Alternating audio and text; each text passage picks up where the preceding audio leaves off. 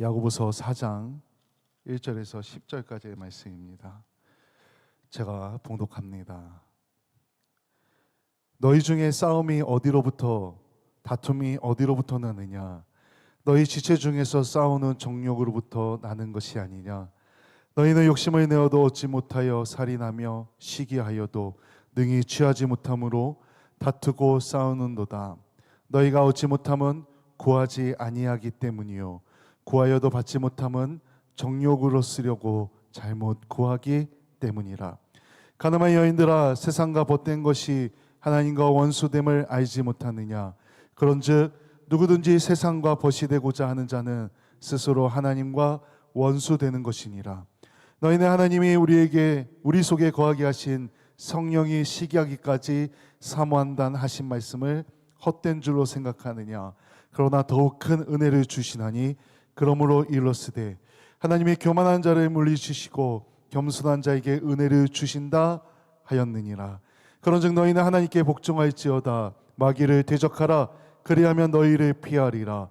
하나님을 가까이 하라. 그리하면 너희를 가까이 하시리라. 죄인들아, 손을 깨끗이 하라. 두 마음을 품은 자들아, 마음을 성결하게 하라. 슬퍼하며 애통하며 울지어다. 너희 웃음을 애통으로, 너희 즐거움을 근심으로 바꿀지어다. 주 앞에서 낮추라. 그래야면 주께서 너희를 높이시리라. 아멘. 할렐루야. 아멘. 오늘도 하나님께서 우리와 함께 하시며 은혜를 부어주시고 축복해 주십니다. 아멘. 우리 사자성어 중에 금묵자학이란 말이 있습니다. 금묵자학. 우리 아주 잘 아는 어린 아이들도 한 번쯤은 우리 한번 여기 PPT 금묵자학. 제가 밑에 설명도 적어놨는데 간단하게 먹을 가까이 하면은 자신도 모르게 검어진다는 뜻입니다. 사람도 주위 환경에 따라서 변할 수 있다는 그것을 비유하는 단어입니다. 훌륭한 스승을 만나면 그 스승의 행실을 보고서 배움으로 자연스럽게 스승을 닮아가게 되고, 또 나쁜 무리와 어울리게 되면은 보고 듣는 것이 언제나 그릇된 것이라서 자신도 모르게 그릇된 방향으로 나아가게 된다는 고사성어가 금묵자학입니다. 영어 단어 중에 시너지라는 단어가 있습니다.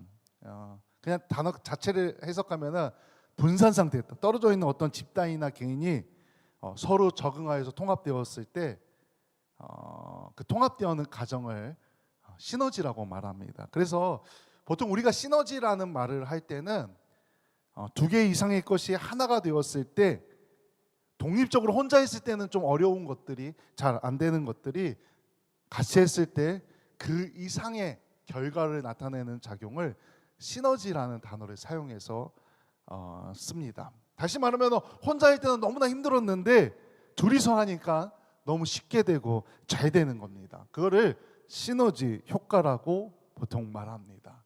우리 화면 이미지 하나 보겠습니다. 누군지 아십니까? 네, 우리 너무나 유명한 토트넘의 손흥민 선수하고 케인 선수입니다. 왜 껴안고 있냐면은 골을 넣어서 좋아가지고 껴안는 장면입니다. 내려주시고, 이 축구로 말하자면은 손캐 조합. 일부에서는 사전에 그 전생에 둘이 부부였다고 말할 정도로 둘이 조합이 너무 좋아서, 그러니까 손흥민도 케인한테 어시스트를 참 잘해주고, 또 케인도 손흥민한테 어시스트를 너무 잘해줘서 둘이 같이 골을 너무나 잘 넣습니다. 그래서 토트넘의 성적이 아주 좋습니다. 그래서 둘이서 같이 기록을 세우고 있습니다. 정말 잘 맞습니다. 근데 만약 둘 중에 한 명이라도 자기만 생각해서 자기만 골 넣으려 한다면은 이런 조합이 나왔겠습니까? 사람들이 그렇게 말했겠습니까? 이 조합은 깨지고 맙니다. 같이 잘 맞췄기 때문에 놀라운 효과를, 업적을 이룰 수 있는 겁니다. 2015년도 10월 달에 좀 오래되긴 했지만 EBS에서 이런 다큐멘터리를 만들었습니다. 화면 넘겨주세요. 체인지 스터디. 이게 무슨 내용이냐면은 1등과 꼴등이 한 달 동안 같이 지내면서 꼴등이 1등을 따라해 보는 겁니다. 한 달 동안 원래 반이 다른데 반을 옮긴 겁니다. 꼴등이 1등 반으로 옮겨서 1등이랑 짝꿍을 해서 꼴등이 계속 1등을 바라보면서 따라해 보는 겁니다. 1등이 같이 해주는 겁니다. 이 다큐멘터리를 모티브로 해서 만들어 드라마가 있습니다. 넘겨줘 보세요. 네, 또 넘겨줘 보세요. 우리 그해 우리는이라는 이 드라마가 2015년도에 했던 다큐를 모티브로 해가지고 만든 거예요. 물론 다큐하고 이 드라마는 좀 내용이 다르긴 하지만 이 다큐 모티브로 만들었다고 합니다. 예, 내려주시고 어쨌든 크게 유의미한 변화는 많이는 없었는데 야 놀랍다 정도의 변화는 없었지만 둘이 같이 하고서 변한 게 뭐가 있냐면은 이 꼴등하던 친구가 공부에 관심이 없었습니다. 1등 친구가 쉬는 시간에도 공부하는 걸 바라보면서 거기서 이제 다큐에 보면 이렇게 나옵니다. 아니 왜 저렇게까지 하지? 아니 왜 공부를 꼭 저렇게까지 해야 되지? 너무 열심히 하는 거 아니야? 그러니까 1등은 이미 7시에 혼자 학교에 나서 1등으로 와서 공부를 하고 있는데 이 꼴등 친구는 엄마가 집에서 깨우고 있습니다. 그래서 화면을 같이 보여줍니다. 그 다큐를 보면은 엄마가 겨우겨우 깨워가지고 학교를 보냅니다. 그래서 마지못해 등교 시간에 딱 맞춰 갑니다. 근데 한 달이 지난 뒤에 어떻게 변했냐? 이 꼴등하던 친구가 뭐 성적이 많이 오르거나 크게 변화되지 않는데 마음이 변했습니다. 공부에 관심을 갖기 시작한 겁니다. 아 나도 공부를 좀 해봐야 되겠다라는 마음을 가지게 된 겁니다. 그래서 그전에는 수업만 시작하면 잠들었는데 이 한 달이 지난 후에는 수업 시간에도 수업이 어렵지만 수업을 듣고 있는 겁니다. 그러니까 좀 변화가 일어났다는 겁니다. 그리고 이 1등 하던 친구도 원래 운동을 하나도 안 하고 못했는데 이 꼴등하던 친구한테 농구도 배우고 운동도 하면서 좀 활동적으로 변했다는 겁니다. 그 모습을 보여줍니다. 서로 배웁니다. 이거는 서로 그 친구 간에 좋은 시너지가 된 겁니다. 미국의 한 전월지 분기별로 나오는 그 전월지에서 청소년, 그러니까 소년 교도소에서 소년범들을 무작위 대상으로 이렇게 통계를 냈는데 이 소년범들을 교도소에 가둘 때 무작위로 배정을 한다고 합니다. 이유는 같은 범죄를 저지른 친구들끼리 같은 방을 쓰면은 재범률이 높아진다고 합니다. 그래서 이렇게 통계를 내 가지고 그래프를 이렇게 그 저널에 보면 논문 같은 저널에 보면은 이렇게 통계를 내 가지고 본 겁니다. 근데 이 퍼센테이지가 그렇게 높지는 않습니다. 그래서 왜냐면은 아무래도 통계 자료가 조금 부족해서 유의미한 결과는 아니지만 어쨌든 재범 확률이 높다는 겁니다. 같은 방을 썼을 때. 네. 그래서 이렇게 제가 자료를 이렇게 보여줬는데 이 재범 확률을 보여주는 겁니다. 이 빨간색은 같은 범죄를 저지른 청소년들끼리 같은 방을 썼을 때 교도소에서 재범 확률이 훨씬 높은 걸 보여주는 그래프입니다. 내려주시고 뭘 말해주냐면은 누구와 함께 하느냐와 따라서 누구와 함께 하느냐에 따라서 결과가 달라진다는 겁니다. 그래서 우리 지금은 그래도 좀 지금도 그런 경우가 꽤 있긴 한데 우리 부모님들이 자녀들한테 야 좋은 친구 사귀어야 돼. 야 나쁜 친구는 사귀지 마. 이런 말들 많이 하지 않습니까? 사실 우리는 그렇게 말하면 안 되고 야 네가 좋은 친구가 돼줘. 나쁜 친구가 있으면 네가 그에게 좋은 친구가 돼서 좋은 친구가 되게 만들어. 사실 성도는 그렇게 해야 됩니다. 성도가 자녀들을 교육할 때는 너가 좋은 친구가 돼주라고 말을 해줘야 됩니다. 누구와 함께 하느냐에 따라 달라진다는 것입니다. 제가 말하고 싶은 것은 그렇다면 우리는 성도는 이 땅에서 살아가면서 누구와 함께 하느냐가 더욱 중요하다는 것입니다. 우리 옆에 분을 한번 보시죠. 옆에 분 앞뒤로 한번 보십시오. 눈도 마주치고 한번 보십시오. 어떻게 지금 눈을 마주친 그분과 함께 하니까 좋습니까? 어떻게 집사님 저와 함께 하니까 좋습니까? 좋습니까? 별로 안 좋으신 것 같아요. 대답을 안 해주시는데 어떻게 저와 교회에서 우리 세상교회에서 저와 함께 하니까 좋습니까? 근데 여기서 한 걸음 더 나아가서 우리 금목자역이라고 같이 하면 변화된다 그랬는데 이분과 함께 하니까 내가 변화된 것 같습니까? 혹은 내가 이 사람과 함께 했는데 이 사람이 나 때문에 좋게 선하게 변화된 것 같습니까? 성도는 이래야 한다는 겁니다. 근데 한 걸음 더 나아가서 성도는 하나님과 함께 해야 합니다. 제가 그래서 오늘 그것을 말하고자 합니다. 동행. 그래서 오늘 제목을 빌드업 동행. 우리가 우리의 신앙을 세우기 위해서 정말 필요한 것 중에 하나가 하나님과의 동행이라는 겁니다. 하나님과 함께하는 사람, 하나님을 가까이 하는 사람은 어떤 사람이다 라고 오늘 본문에서 이야기해 줍니다. 그런데 먼저 하나님을 가까이 하지 않는 사람에 대해서 이야기합니다. 이런 사람은 하나님을 가까이 하는 사람이 아니다라고 말합니다. 그것은 첫 번째로 욕심입니다. 욕심. 우리는 욕심을 내려놔야 하나님과 함께 할 수 있습니다. 욕심을 내려놔야 하나님과 동행하는 사람입니다. 그래서 욕심에 대해서 뭐라고 말하냐면 욕심은 분쟁을 만들어낸다고 말합니다. 다툼을 일어나게 한다고 말합니다. 과거나 지금이나 우리 마음 가운데는, 사람 마음 가운데는 다른 일들보다 높아지고자 하는 마음이 있습니다. 그런데 이 욕심 때문에 교회 안에서도 분쟁이 일어납니다. 교회 안에서도 다툼이 일어납니다. 너무나 부끄러운데 그 욕심 때문에 다투고 분쟁이 일어났는데 화해하지 못하고 갈라서기도 합니다. 교회가 갈라서기도 한다는 겁니다. 욕심은 공동체뿐만 아니라 개인의 신앙에도 아주 큰 해를 끼칩니다. 우리가 기도할 때 그저 우리의 이기적인 욕심을 채우기 위해서만 기도한다면 하나님께서 응답하지 않습니다. 하나님께서는 정욕을 채우기 위한 기도에는 응답하지 않는다고 오늘 말씀을 통해 말씀하십니다. 우리가 막 열심히 기도했습니다. 하루에 1시간씩 2시간씩. 우리 지난주부터 매주 10분씩 기도하자고 말하지 않았습니까? 기도하고 또 시간이 막 늘어났습니다. 우리가 이게 익숙해져서 매일 만약 30분씩 1시간씩 기도한다고 생각해 보십시오. 내 진짜 1년 동안 2년 동안 3년 동안 오랫동안 계속 기도했는데 기도에 응답이 없다라고 한번 생각해 보십시오. 그러면은 점점 우리의 마음 가운데 하나님을 원망하는 마음이 생깁니다. 아니 왜 하나님 응답해 주지 않는데 이렇게 열심히 신앙생활하고 열심히 기도하는데 왜 내 기도에는 하나님 응답해 주지 않습니까? 아니 저 사람은 맨날 응답받았다고 하는데 저 사람도 응답받았다고 하는데 왜 나는 응답이 없습니까? 그런 마음이 생기면 어떻게 됩니까?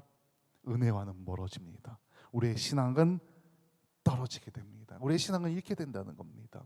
이스라엘 백성들이 하나님을 예배했습니다. 하나님과 동행했습니다. 그런데 이스라엘 백성들 우리가 출애굽기를 읽어서 알지만 때마다 이방인들의 풍요를 부러워합니다.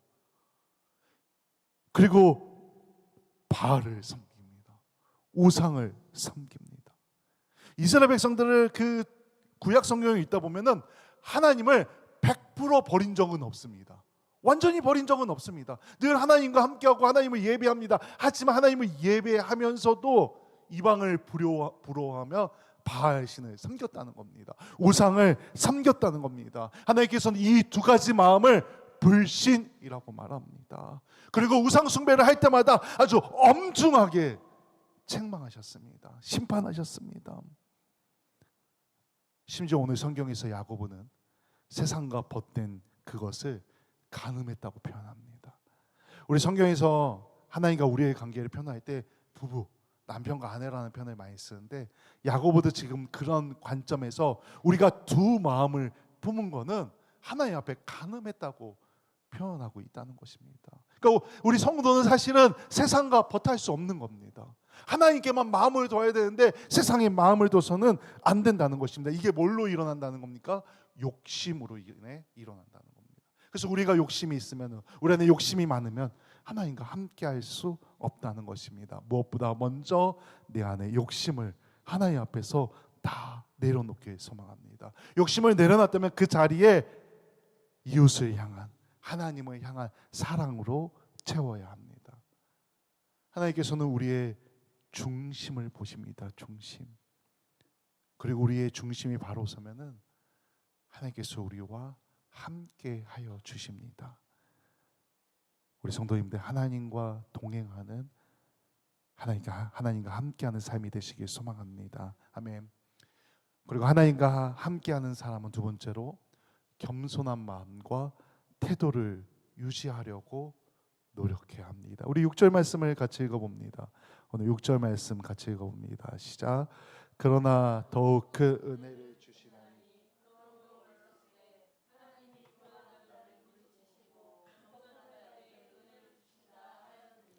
아멘.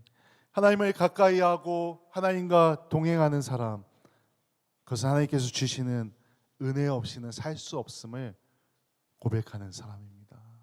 내가 주님의 은혜 없이는, 하나님의 은혜 없이는 살 수 없습니다. 성도는 은혜 받기 위해서 마땅히 자기를 언제든지 낮추기를 기뻐하는 사람입니다. 겸손하게 자기 자신을 낮춰야 한다는 것입니다. 그런데 사람은 누구나 높임 받기를 원합니다. 앞서도 얘기했지만 그렇기를 원한다는 겁니다. 우리 보통 이걸 뭐라고 말합니까? 감투라고 말합니다. 뭔가 한 자리 차지하기 원하는 것.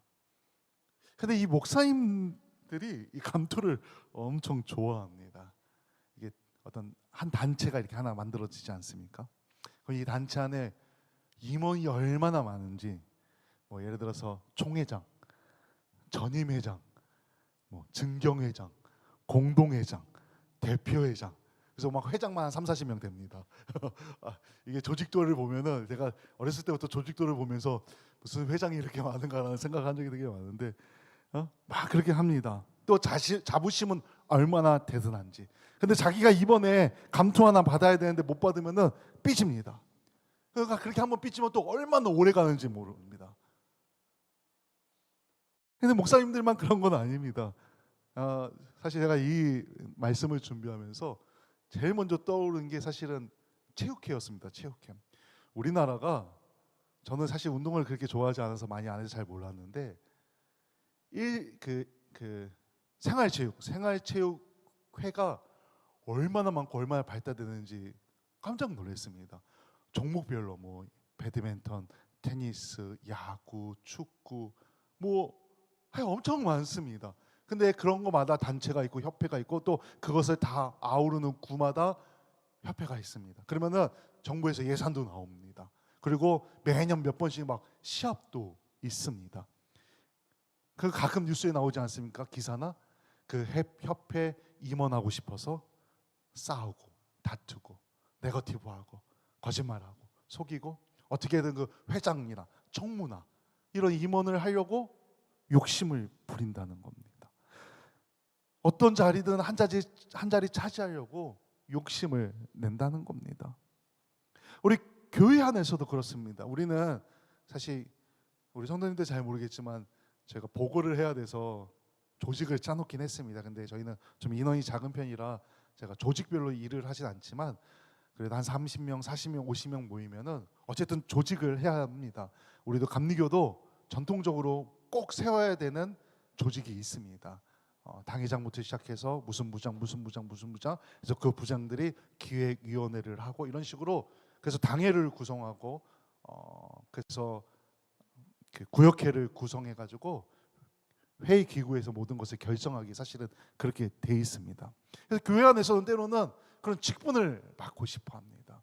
사실 제가 전에 사역했던 교회도 한 권사님이 엄청 장로가 되고 싶은데 잘 안 되는 겁니다. 공천이 돼야 되는데 공천이 안 되는 겁니다.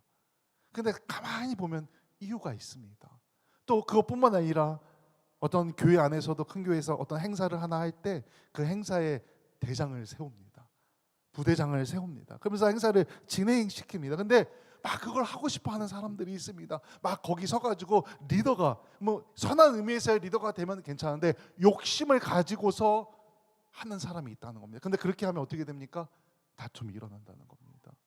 조직 안에서 분쟁이 일어난다는 것입니다. 때로는 교회 안에서도 그걸 하고 싶어서 정당하지 못한 방법으로 그 자리를 얻으려고 하는 사람들이 있다는 겁니다. 또 교회 안에서뿐만 아니라 교회 밖에서도 때로는 정당하지 못한 방법으로 그 자리를 얻어서 결국에는 문제가 되기도 한다는 것입니다. 하지만 성도라면 달라야 합니다. 교회라면 달라야 합니다. 진정한 명예와 영광은 하나님께서 주심을 우리가 알아야 한다는 것입니다. 우리가 겸손히 자신을 내려놓고 하나님 앞에 다 맡기고 하나님과 동행하면 결국은 명예는 하나님께서 주신다는 것입니다.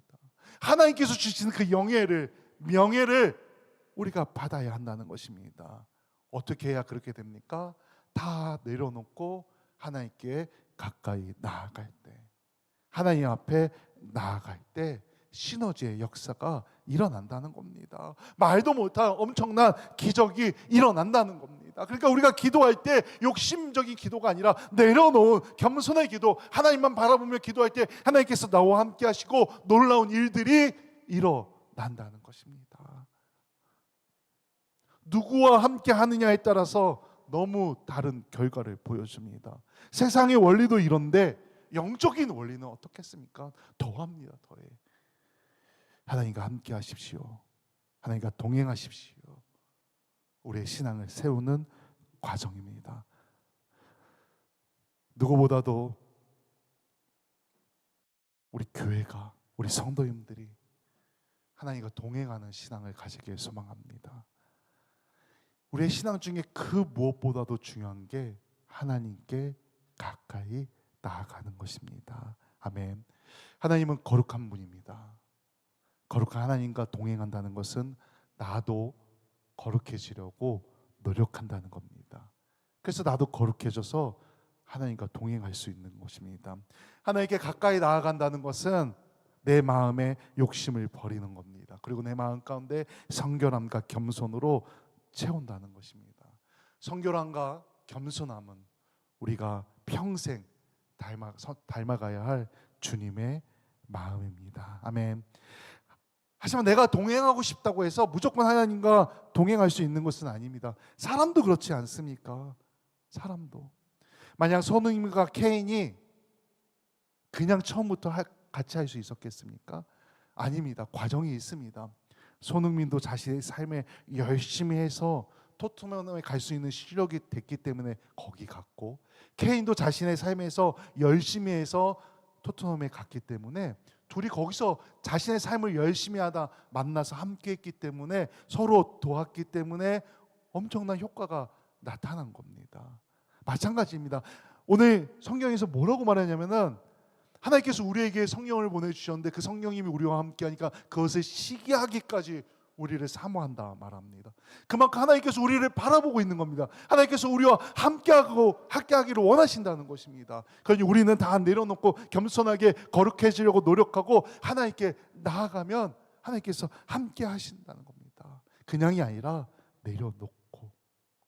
내려놓고 주님과 동행하시길 소망합니다. 하나님께로 가까이, 하나님과의 동행이라는 그 놀라운 은혜를 정말 날마다 체험하는 우리 성도님들 되시길 주님의 이름으로 간절히 축원합니다. 아멘. 우리 하나님께로 더 가까이 찬양하면서 우리 봉헌하는